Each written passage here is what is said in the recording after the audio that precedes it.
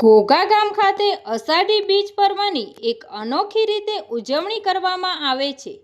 ઘોઘા ગામમાં દર વર્ષની પરંપરાગત મુજબ આ વર્ષે પણ હર્ષોલ્લાસ સાથે ઘોઘા ગામવાસીઓએ અષાઢી બીજની ભવ્ય ઉજવણી કરી. ભાવનગર જિલ્લાનું એકમાત્ર એવું ગામ છે કે ત્યાં એક દરગાહ અને એક મંદિરે જઈ ઘોઘા ગામવાસીઓ હર્ષોલ્લાસ સાથે અષાઢી બીજની ભવ્ય ઉજવણી કરે છે. ઘોઘા ગામવાસીઓ ઘોઘા પીપળિયા રોડ ઉપર આવેલ પાગળસા પીરની દરગાહે મળીદો અને શ્રીફળનો પ્રસાદ ચડાવે છે અને ઘોઘા સોનારિયા તળાવના કાંઠે બિરાજમાન શ્રી સોનારિયા તળાવવાળા મહાકાળી માતાજીના મંદિરે લાપસી અને શ્રીફળનો પ્રસાદ ચડાવે છે.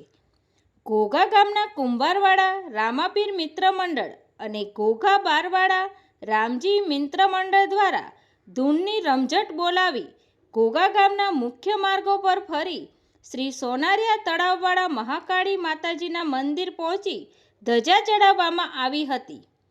આ દર વર્ષની પરંપરાગત મુજબ આ વર્ષે પણ ઘોઘા ગામવાસીઓએ એક દરગાહ અને એક મંદિરે જઈ એક અનોખી રીતે અષાઢી બીજની ભવ્ય ઉજવણી કરી.